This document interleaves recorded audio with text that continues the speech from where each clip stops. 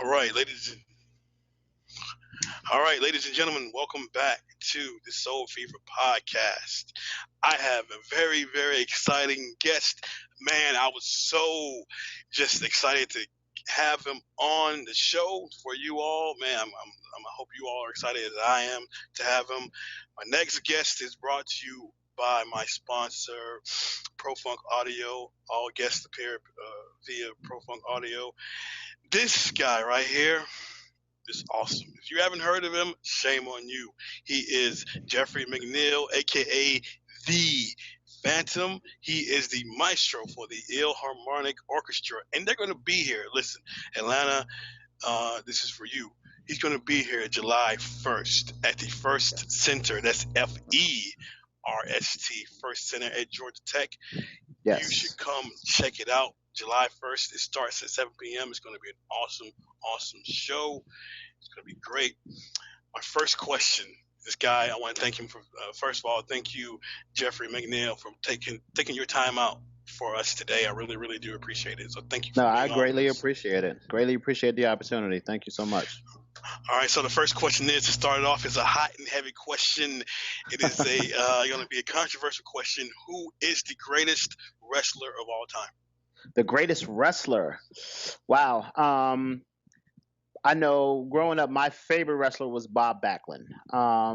Might not be the greatest, but I just enjoyed the technicality that he wrestled with. You know, he would go in the ring and get beat up for 30 minutes, and do a spinning toe hold on somebody and submit them and limp back to the dressing room. I enjoyed that part of it. Probably. I mean, wow, there's so many greats. Like I grew up watching, Bruno Sammartino and Pedro Morales and Ivan Putski and Jimmy Snuka and all of those guys. So that's my era of wrestling. Like, today I like people like The Rock and things like that. And it's really more about the pageantry in the show, but the actual technical art of wrestling, I think back to guys like Ted DiBiase and some of those guys that just really had grew up, and you can tell that they were collegiate wrestlers, and they latched on to the WWF or the WCW back in the day, or the AWA. Those guys. I grew up watching those guys, so there's many to choose from. My personal favorite would be Bob Backlund, though. Man, that is an interesting choice because most people would say Hulk Hogan or whatever. I guess my age group, I guess you're like a couple of years ahead of me. But like most people say, man, Hulk Hogan and Ric Flair and Right. Dusty Rhodes. Bob Backlund, I like that choice. It's a great choice, and I like the reason why, because you said that he had a collegiate background. He did everything technical, and then what you said, you pointed out something that I think most people. Sorry fans, sorry listeners. I'm a wrestling head, so I'm going to it. He made it look believable. So like he would get beat up, but he still limped back to the off camera or whatever, and say, hey man, I really got beat up. This is really I really got man. hurt. Yeah, so that's like an interesting choice. He didn't just as a Hulk Hogan. He wasn't just like, oh man, you know what? I brushed that off and I'm good. And I'm walking back. Yeah, he didn't just physically overwhelm guys. I mean, he went in there as a smaller dude, and he got tossed around for a good chunk of it and left as a bloody mess. But he won. He was a champ for 5 years in a row. So that's I like that choice, and that I guess as far as you as a performer, how do you take that when you see because I always try to take a wrestling persona into spoken word or something like that, or a presentation. How do you when you see that and you see that type of performance, and how do you take that when you go on television or on stage, you are in Carnegie Hall? How do you take those elements, if you do, or what elements do you take when you go on the stage and you're about to just rock the socks off the audience?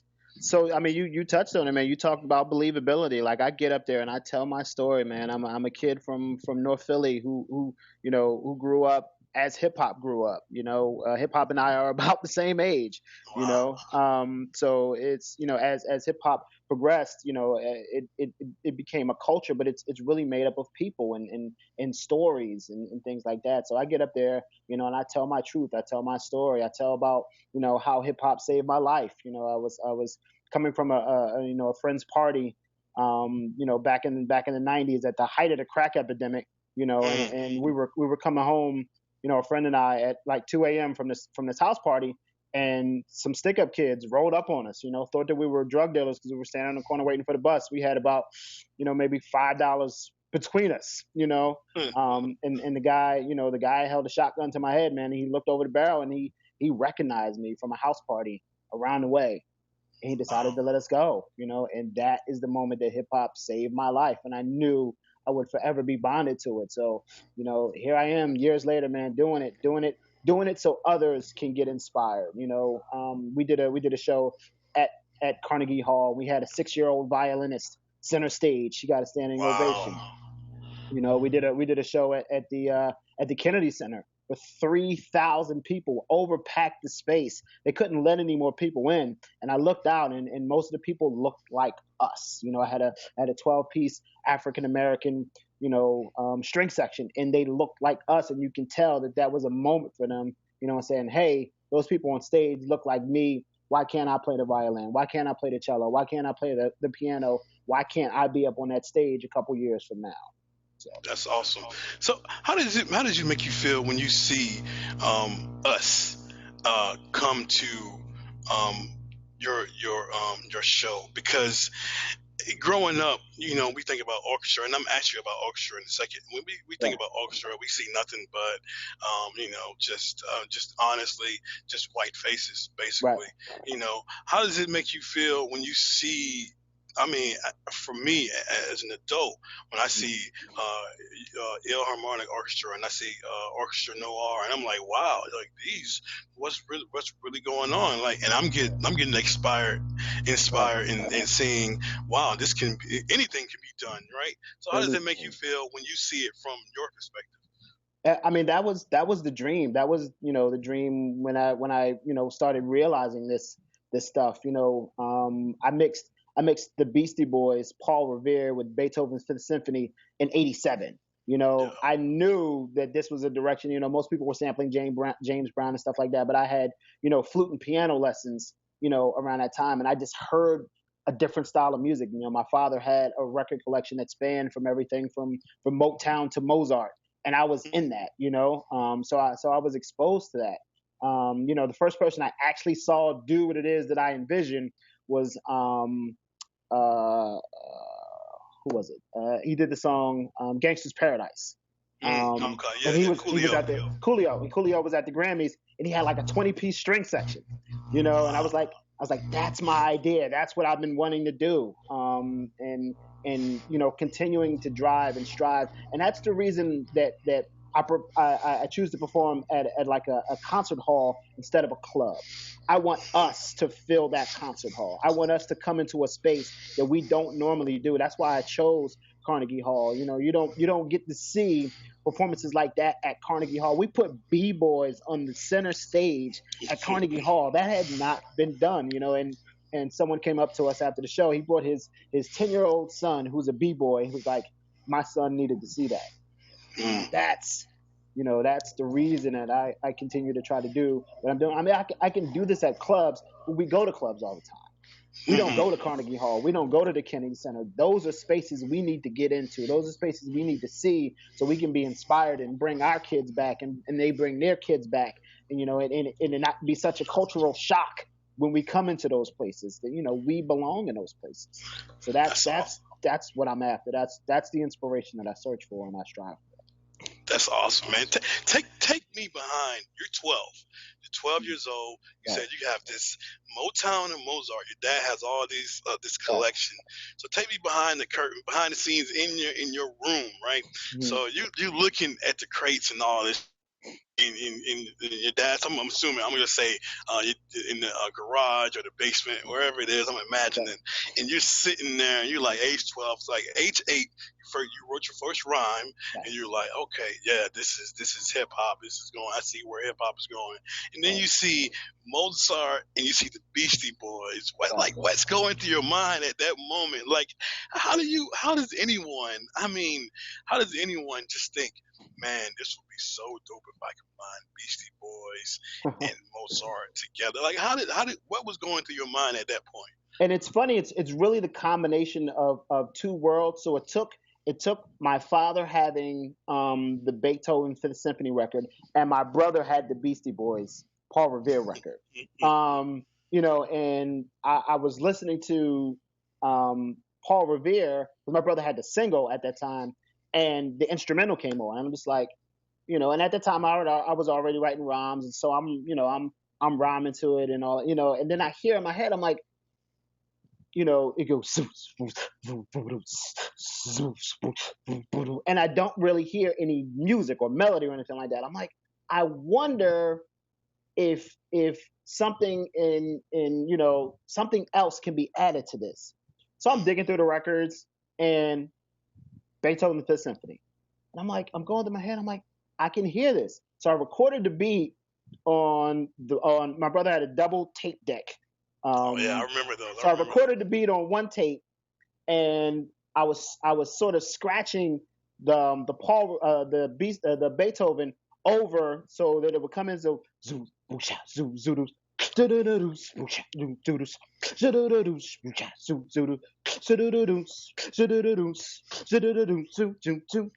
and I put that on the tape, and I'm going back and forth. It's a double take deck. It's got all types of air in it and hiss and all that stuff. But I'm hearing it, and I'm like, this is crazy. And I took it to my best friend's house. I played it for him, and he ejected the tape and flung it across the room. He's like, this is not going to work. No one was ever doing stuff like that. And at that moment, like, that was a watershed moment for me, because I was like, I'm going to prove you wrong. This is going to work. I am going to do this. And I still speak to him to the day. He remembers, man. He was like, he apologized. I was like, I was wrong. You were right. What you're doing is crazy and it's incredible. And that was sort of the seminal moment for me. And I kept it. I kind of kept it hidden. For a little while, because I was in different groups and stuff like that, and not everybody was, accustomed to hearing classical music at the time. And then it started making its way into the hip hop lexicon. DJ Premier was sampling stuff. He was sampling jazz, and then he was sampling classical. Like Nights in Tunisia was used for Manifest and stuff like that. And I was like, people are coming. People are coming for this. And then I started dropping my stuff, man. Vivaldi and Beethoven and Mozart over hard hitting drum tracks, man. And people started looking at me like, yo, this is crazy, So that's, and then I went the extra mile. I was like, I'm going to have people play this live on stage. And one of our first gigs was at the Kimmel Center in Philadelphia.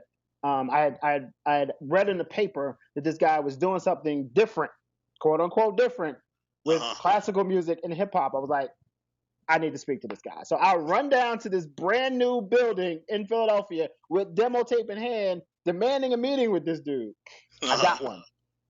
Played him my demo tape. He was like, wow, I can't even do this stuff. So I'm going to pair you with members of the Philadelphia Orchestra. Now, mind you, the Philadelphia Orchestra was like 100-year-old, organization by this point. They had their first black musician in the 70s. That was 70 years later after they were formed. Bringing a hip hop artist to the Philadelphia Orchestra with like 60 and 50-year-old white people playing. It was, they weren't necessarily into it at first, but we packed the house at the Kimmel Center because no one was used to seeing stuff like that. And I was invited back 4 times. And then I decided, I was like, you know what?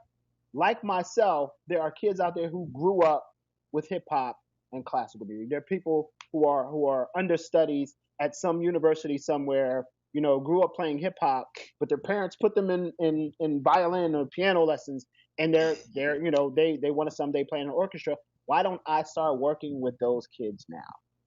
Why don't I start incorporating them into my ensemble? And that's what we do. Like we have some main players who I have been playing with for 10 plus years. But when we travel, like we're gonna have some people from Atlanta in our ensemble, man. When we travel to places like Cincinnati or Miami or stuff like that, like I incorporate musicians from the area. Like, hey, come and get with this. Come and get on this. Not everybody is going to play for the Philadelphia Orchestra. This you can be a part of. And it could be something special. That's awesome. So who was it like the main or many how many people just saw you do this? You mentioned like your friend, he threw the tape, but Right. when you played it for other people, they were like Right. your parents and your brother when they Right. when they heard it. Who else like was like, yo, you need to really pursue this? Who were some of those people that was like, you know what, this is great. We've never heard this. This is a gift that you have. You're Yeah. bringing two worlds together. Who were those people that said, pursue this more?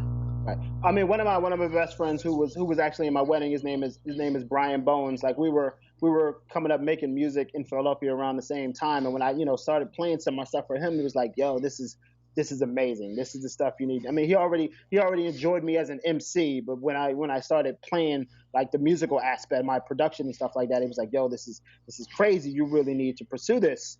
And we had a crew coming up. Two Dope Incorporated. It was a whole bunch of guys from the from North Philly and stuff like that, and we were all MCs, man, and we were vicious, and we had a DJ who was the beat maker and stuff like that. And when I started, with my production style, everybody was like, "Yo, that's crazy. This is different. Let's start. Let's start working some of this in." And then years later, like I said, I took it a step further and got some string players involved, and then an entire ensemble. And my first, I mean, don't get me wrong, my first forays into performances, I would drag a string quartet out to the club, and people would look at me sideways. Nobody's bringing a string quartet to an open mic. Who is this guy? He's bougie. He thinks he's better than everybody else. We get up there and kill it. The people side eye me. I was like, all right, well, maybe I need to change. I either need to change their perception or I need to change the venue. And then we started doing, um, concert halls and stuff like that, and different audiences. And those same people who side eye me would come to those shows because they're now packed. They're now people busting out the seams. Well, I need to see what this is all about. And then I started getting emails and texts. How can I be down? Those same people, were just like, oh, this is whack. I'm gonna do what I gotta do. It's all smoke and mirrors. Now are in my inbox asking me how can they get on these performances. So Wow.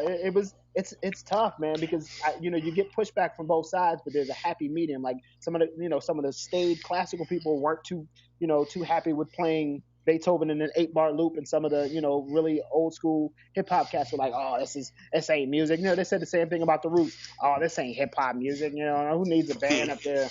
Look at the Roots. Look at the Roots now. They're Yep. multimillionaires as a house band on TV every day Yeah. in front of 30 million people. So you have to find your place. You have to find your voice. And you have to stick with it.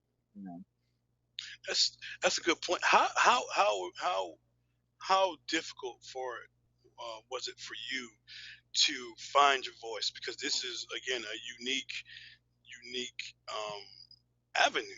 Right. And like when you're a trailblazer or something, you're gonna catch. You're like the arrowhead. You're gonna hit that wood Right. first. Right. How was it for you, like just to go through that process? Mm. And during that, did you ever feel like maybe I shouldn't do this anymore? Oh man, I retired 70 times. Hmm. It's when you love something, you're passionate about it. It doesn't leave you. It will never leave your life. I put down music, for months at a time, and then I'll hear something or see something on TV. It's like I'm sitting right back in front of my computer banging out a score. It sticks with you. I had to block out the noise. I had to block out the naysayers, and I had to concentrate on the people who were there at the show. As a young artist, you're like, oh, nobody's coming out. You guys don't support it, blah blah blah. But there are people at those shows. You have to concentrate on those people because those people will go back and tell their friends, and they'll come. And then those people will go back and tell their friends, and they'll come. And next thing we're at the point now where we're selling out venues that seat 1,000 people. And we're doing it off the muscle. We're doing it off of our own. Like we'll rent out a venue and sell tickets. That's where we're at this point. But you have to keep your head down and push past all the noise because there's always going to be a plethora of people telling you can't do something.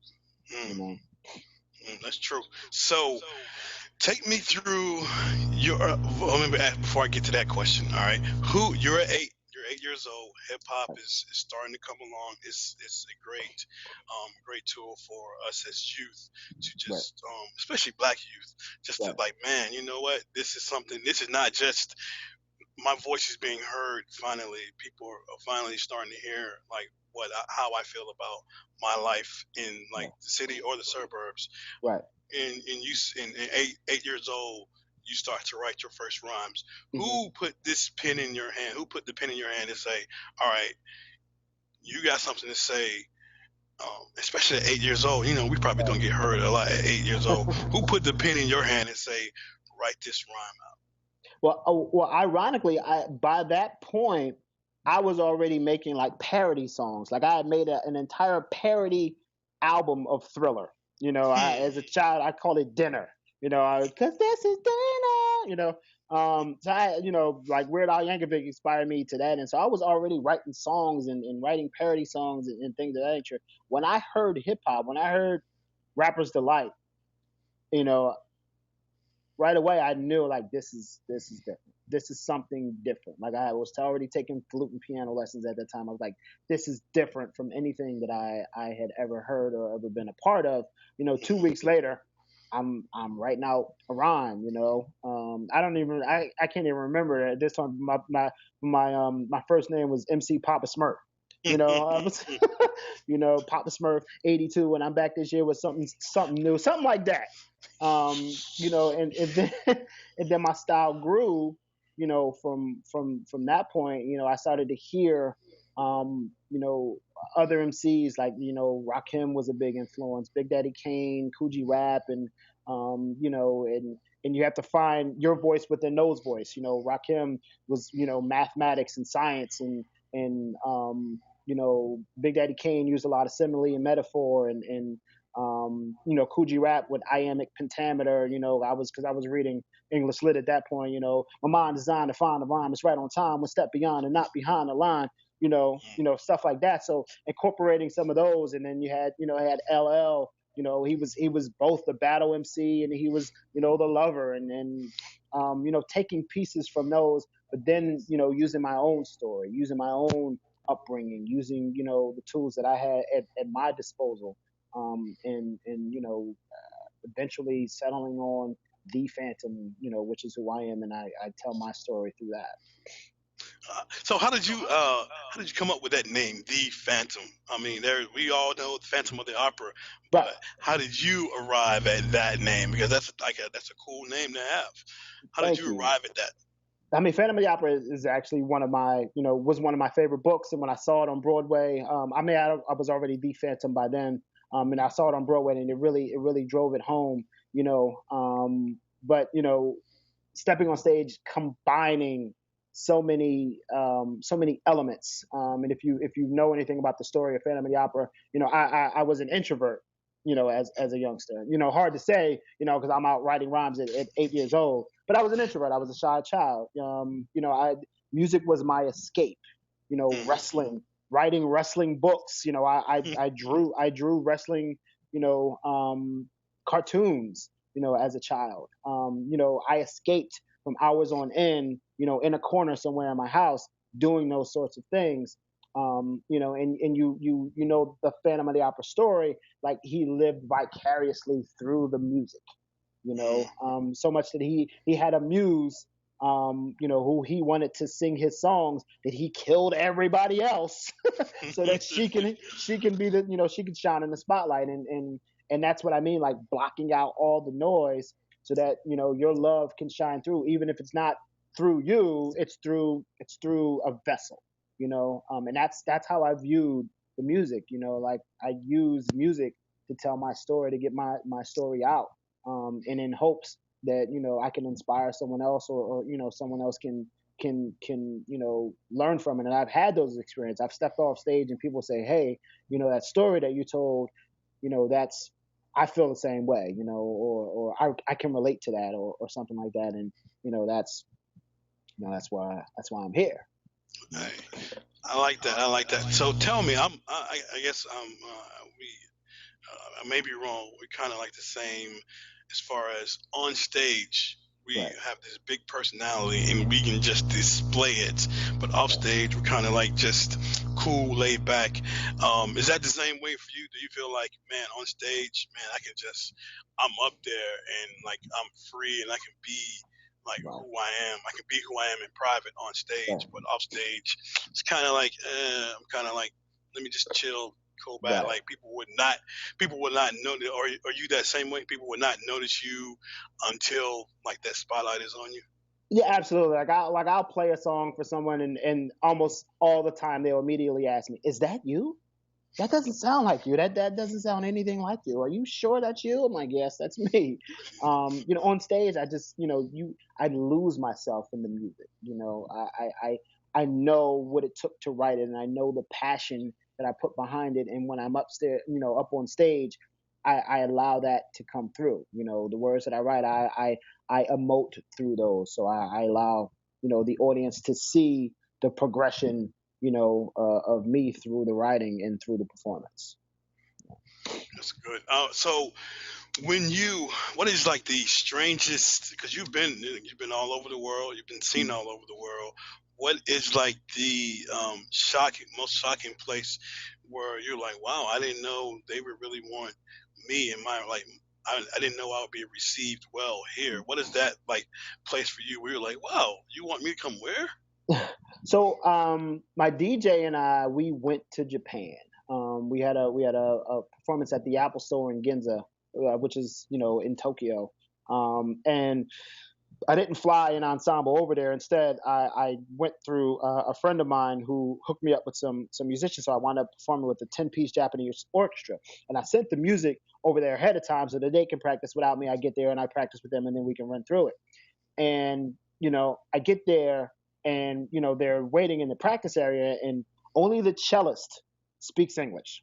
So he's translating for me, and he's translating for them back through him. And I'm just like, at that moment, I'm just like, wow. So music really is the universal language, because I can't really give them any cues other than hand cues, to really go through the music. Our communication is right there on that sheet music. That was the span of our communication, unless I was going through the cellist to translate something like that.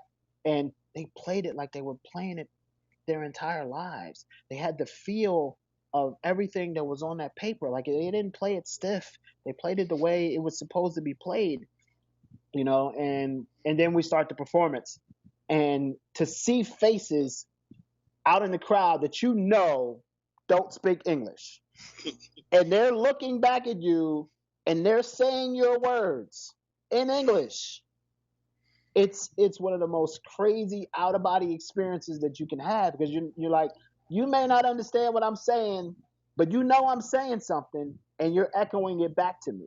And that's just an amazing feeling. And I'm actually looking to try to go back to Japan in spring of 2018. I think we're going to do a couple Blue Note dates in Osaka and in Tokyo, and I'm so looking forward to it, man. Right now in Japan, hip hop is like it's like the golden age over there, man. They love it. They love it. They treat it with respect, and they're all about it. You know. So do you find you say music? I believe this also, that music is like a great connection for everyone in the world. Right. Do you find that? I mean, because America, I guess we're so used to getting things instantly, and it's so. And you mentioned earlier, it's just like noise, noise, noise everywhere. Right. Do you find that other countries, they don't have as much noise, so they just have a greater appreciation for like music and hip hop, and when they see, like, especially when you bring to what you bring to the table, which Mm. is hip hop and just orchestra music, do you find that that outside of the U.S. that's more appreciated because it's they can find that uniqueness in it? Right. I think they do. I think we've taken a lot of cultures for granted here in the United States, but definitely hip hop culture. We've kind of, I guess back in the day it was a little bit more close to the vest. Like if you were whack, people let me know you were whack.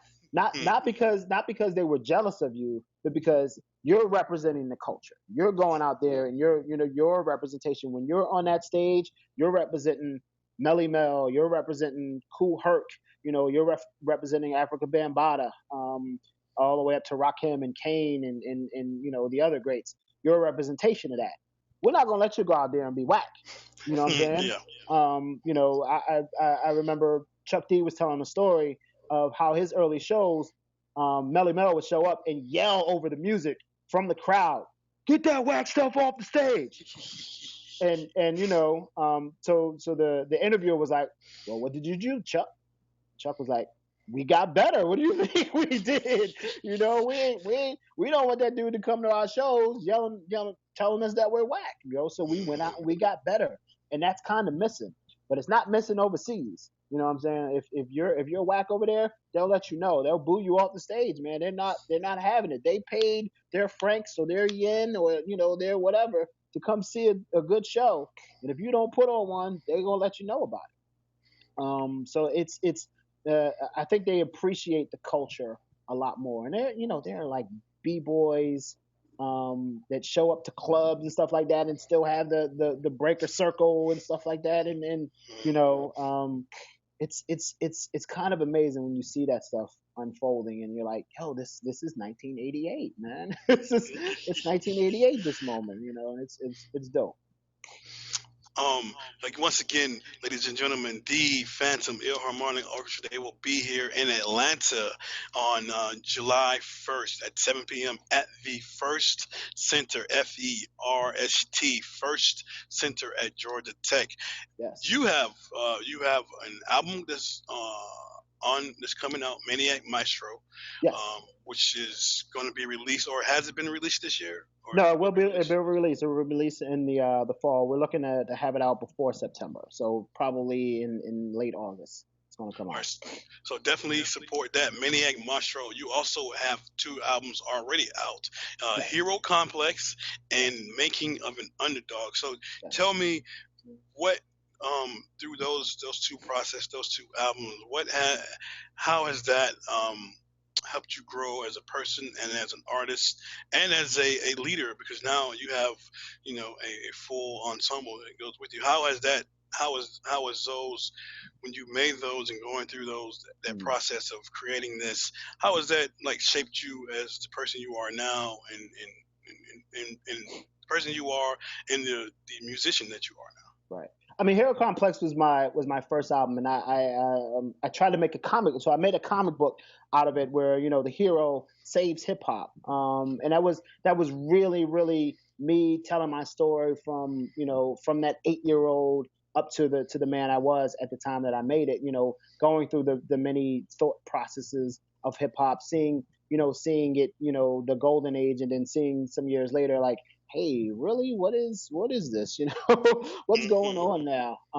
And living through those moments, and feeling like there was something I needed to say in regard to that.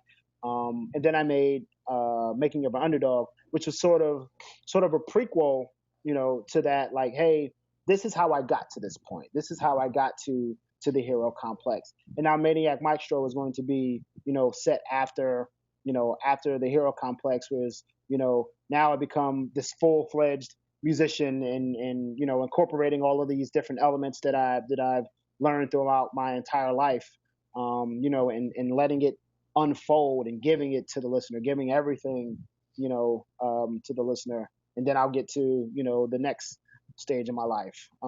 So it's really been an evolution in production style and working with different musicians and bringing them into the studio and learning things about what I can do as far as perfecting the sound, and it's been a truly enjoyable ride, man. I'm just happy to have this experience. Tell us. You played at the White House, man, for President Obama. How was that? You had to just explain that. I mean, so we did a performance at the Kennedy Center. Like I said, it was a huge crowd. Amongst the crowd was one of the White House event coordinators. Her name is Disha Dyer. She's a Philly girl as well. And she invited us to the White House for one of the last holiday parties, man. And it was a moving experience, man. Like we're standing there underneath the stairs, and down comes Michelle and Barack, and I got my camera up, and there's hundreds of cameras up, and we're just enjoying the moment, my wife and I, and it was truly moving, and I'm glad I got the chance, to experience it, man. They are royalty, they, and it was a moment I will never ever forget, man. And I'm glad that I had it. And music, hip hop, put me there. You You know, know, so. that's that's awesome, man. And tell me, did you get anything from the White House? Like, you get anything like? Nothing I can say. We may have took a couple napkins and silverware, but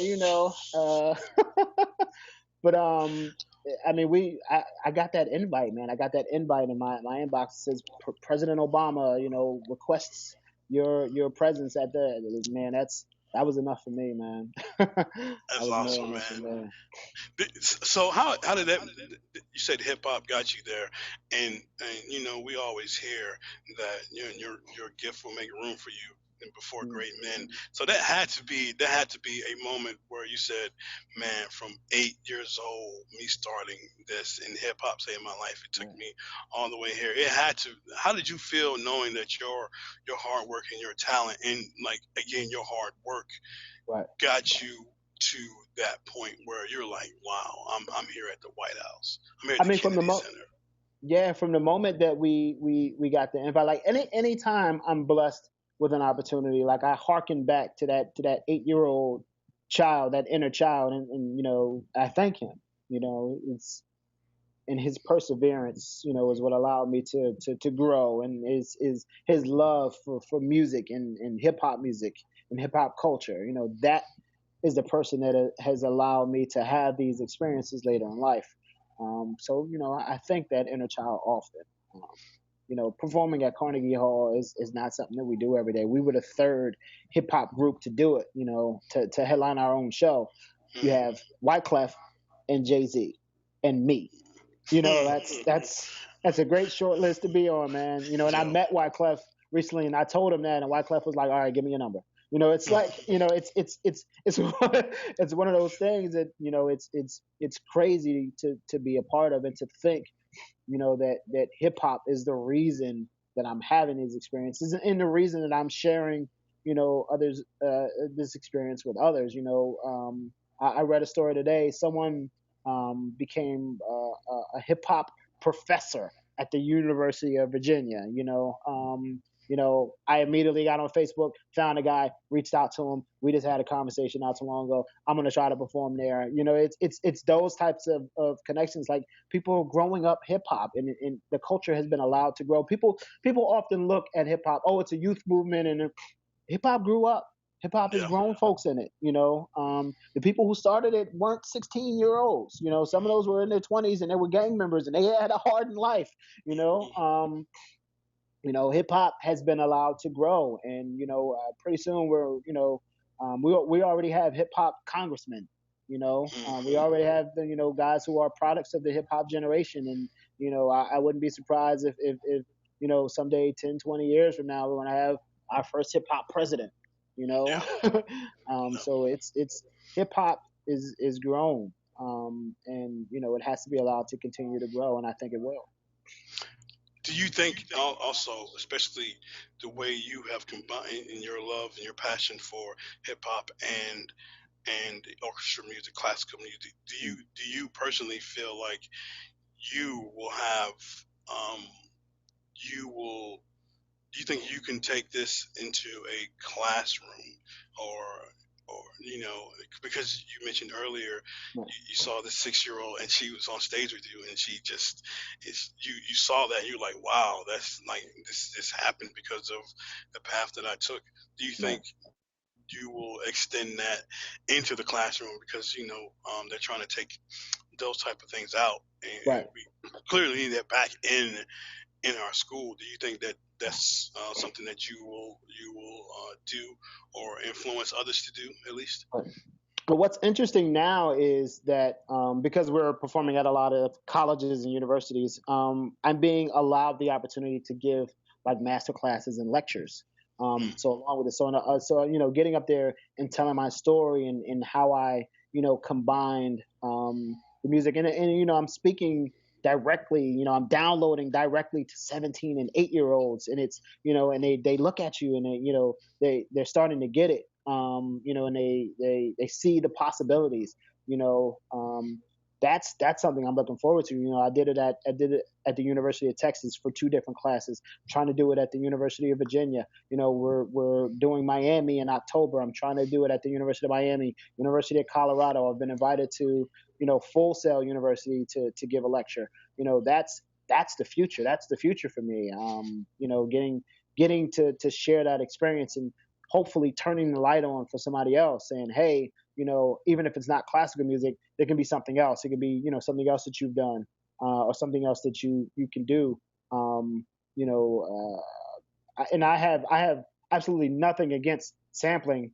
But hip hop is at the point now where we could be creating our own samples. We should be mm, creating our own samples. We that's should be right. creating the music that people 20, 30 years from now turn on the sampler and saying, hey, somebody did something in 2017. I want to sample that. Mm, We should be creating our own soundscapes, man, and not just with a keyboard. We should be doing with 30 or 40 piece ensembles, man. Putting them in the studio and saying, hey, this is an idea I had. Let's do this. that's that, man. You're so correct. We are very creative. Hip hop is very creative, and like I think you're right. We should be now. And as I saw this a couple of years ago, not to call anybody out, but I'm like, man, we got all these samples, but we should be creating the next sound because Right. you can't just keep going back to the well.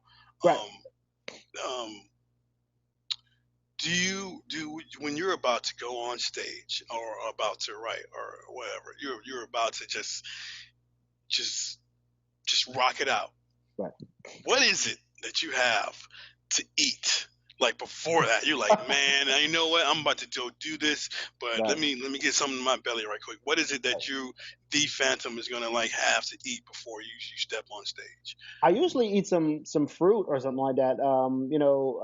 A banana or an apple. Something that's not going to dry my mouth out. Like I'll take like 2 or 3 bottles of water and place them at the front of the stage. As I go out there, I'll have an assistant go out there and put some water on it. But it's usually fruit. Like my wife will not let me eat anything that's going to dry my mouth out, man, because I have a lot of words. We're up there sometimes for 2 hours and I'm doing, 20 songs and stuff like that. And I can't afford, to have dry mouth when I'm Yeah. up there. So yeah, it's usually something like fruit, like usually an apple or banana or something Oh, that's awesome, man. How important is it? Your wife, she seems like she keeps you in order. Like, oh, you made me want to rethink what you're gonna eat right now, like that. or something like Oh that, man, right? I'm a mess, man. I'd be a mess without her, man. I don't know where I'd be. She holds me down, to a great degree. She does a lot of the things that as a creative person, like I don't sometimes even think to do because I'm so immersed in the creative process and stuff like that. And she's the administrative force. You Hmm. know, I'd be staying in a shack somewhere, traveling to different places. She was like, nope, we're doing Airbnb. We're getting these flights. We're doing this. You know what I'm saying? And then when I get on stage, she's right beside me. She's rhyming. She's singing. She's doing all those things. she's a huge part of why this is so successful Oh man, that's great. That's great to have that, like, now. someone that you can that loves you and like supports you fully. Um, Absolutely. do you think next scoring, because you've written a lot of scores, do you Right. think like that's the next step for you, or one of the next steps for you as far as like a film, television? You think that'll be a possibility for you? So that's something I've been talking about for a long time. Like, we're actually doing, we're coming down to Atlanta, and we're going to film part of this for a tour documentary. And I'm going to score that, and I'm going to enter that into some film festivals and all that stuff. But I have people in my ear in Los Angeles is saying, hey, you get out here, there might be some opportunities. Because that's where it's at. That's where you have to go.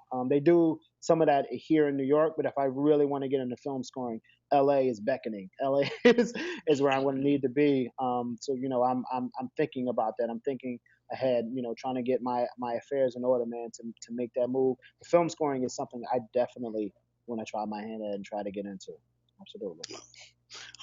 So what's next for The Phantom? I know you're going to be here. Also, let me tell the people right quick before you answer that, thephantomhiphop.com. That is thephantomhiphop.com. I'll put that Yes. in the show notes. Please check out his website. Please Yes. support his albums. Man, it's going to be awesome.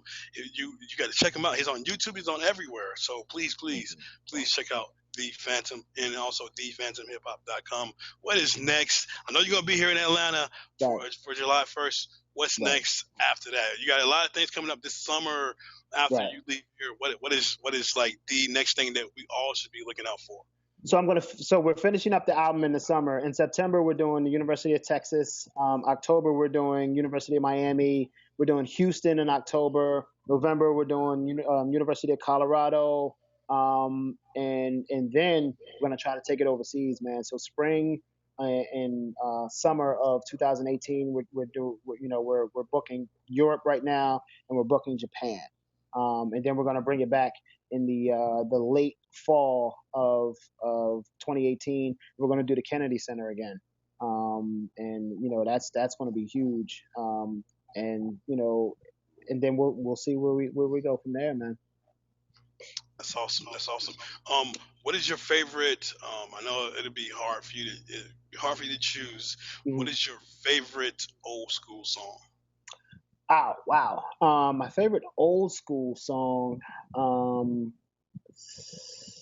wow. And when you say old school, like how old are we talking? Because I have different periods. Like if we're going back to middle school, that would be Far Side's Passing Me By. If we're going Yeah. back, before that, I would say Rakim's Know the Ledge. If we're going back before that, I would probably say The Message by Grandmaster Flash and the Furious Five. So I have different stages of favorite songs. But I think probably my overall, I'll say my overall favorite album is "It Takes a Nation of Millions to Hold Us Back" by Public Enemy. Oh Yeah, yeah. Yeah. yeah. Yeah. And me, man, I think that group. Um, Let me know what you think. That group, Public Enemy, has been so underappreciated as far Right, as what they had to say, and right. and just, do you feel that way? Like they've been just very underappreciated. I mean, we've had an NWA biopic, and we've had now a Tupac biopic. We can't make another one without making Public Enemy and then the Juice Crew. Like Hmm. we got to do those. Like we can't do anybody else until we touch on Public Enemy, because they were sort of bridging the gap. Like I said, Melly Mel was showing up to early Public Enemy shows, and before that, I mean, and after that, I remember seeing Public Enemy and NWA on the same bills, Hmm. performing. So they sort of bridged that gap, and it was so important, man. So important. The music gave us hope. It gave us direction. It gave us a mantra, man. It gave us a different mind state. People people were thinking differently. During those Public Enemy songs and albums and videos, the videos were crazy. I remember watching Night of the Living Bassheads and wow, and thinking like, yo, this is a movie, before they actually started making movies out of music videos. They are such an underappreciated group. So yes, I totally agree. All right. What when was the last time you were unafraid? Unafraid. You mean to perform, or you mean in general? In general. The reason why I asked, I heard this on Tanking and Bangers. She talked about the last time she was unafraid, and she was talking about love. So Right. I guess on stage or personal or however you want to, like you were just unafraid to just like, all right, I don't care, I'm gonna jump right into it. I think, first of all, I think fear is a healthy thing. But being unafraid, like my wedding day, man, like I had no, like that was it. Like I knew it. Like this is it. I had no fear. Like, oh, it's the last person you're ever gonna be with. I didn't care, man. I was looking forward to that. I got up on my wedding day. I was like, yo, this is it. Let's go ahead and do it. Just shaving, and then the entire day, like I had a smile on my face, and then doors flung open. She walked in. I was like, yo, this is it. This is the moment I've been waiting for quite a long time, man. There was no fear that day, none. I wasn't even worried if I was gonna mess up a line or anything like that. I just had no cares, man. And it went by like that, and it's the happiest day of my life. So yeah. Cool. Any word of advice for any artist or performance or just anyone that is like going into a career they find fulfilling? Any word for them? One of my favorite quotes is, "To thine own self be true." You can you can be anyone that you want, but be you. It's so important that you find genuity in what it is that you do, a general passion for what it is that you do, and that can only happen when you throw yourself into it. You have to be true to you, and everything else will fall into place. No, I'm gonna ask you. I'm gonna put you on the spot. Ask you to share just a little bit of a rhyme right quick. But first, before I do that, ladies and gentlemen, please check out Hero Complex, Making Him an Underdog, and look out for Maniac Maestro, which is coming and in September. Please do check them out. And also thephantomhiphop.com. You have any other ways that people can reach you? Instagram, the Phantom 5000, Twitter, the Phantom 5000, and that's it. Yeah, that's it. I'm everywhere, man. Cool. Yes. And he's going to be in more places. I'm telling you guys, need to check him out. The Phantom Ilharmonic Orchestra. They're awesome. Check him out. You'll see a lot of videos on YouTube. And please support the music. Please, if you're in Atlanta, please come out to the show. It's going to be an awesome show. I know I'm going to be there, and I'm like really, really excited for it. Maestro McNeil, do you have can you share just a little bit, like a rhyme or something like that? Do you have anything? Absolutely. I drop the most notable quotables, potent to the local youth. Competitors get claustrophobic in the vocal booth. You try to spit it and you broke a tooth. I'll introduce myself as Phantom. I go tell them that you know the truth. Blasting the masochistics. Perhaps you missed it. Mass murderers think the black is giftedly. Rappers collapsed and twisted and ass whipped it. Like you call my mother names. You're a value jet at best. You effing right, I'm on another plane. You want what? Stop rapping to do it. I walk happily through it with just watching your heart pump vaginal fluid. Now you done it. Always haunted on the wicked. Couldn't come close to my style if you nutted on the speaker. I'm 30 seconds from dating you with the rhyme, but Phantom's always been way ahead of his time, so I whip ass and take names, whiplash and break frames, get fast on fake lanes, spit gas and make flames. Name names is your choice. Mention to me, you better use your indoor voice. I finished this and started Genesis. If you spitting bull-ish, then Phantom's your arch nemesis. AIDS and Ebola ain't sicker than me. My hunger makes Sally Struthers send me chicken for free. What you cats making is lame, no matter what you thought. The heck with changing the game. I'm here to add a new sport. Peace. Yeah, that's awesome. There you go, people. You all heard it. Please, if you're in Atlanta, come out July 1st, 7 p.m. at the First Center, Georgia Tech. It's gonna be awesome. Thank you very much, the Phantom, Jeffrey McNeil, for making time for the show. We really, really do appreciate it. Thank you, sir. Peace. Peace.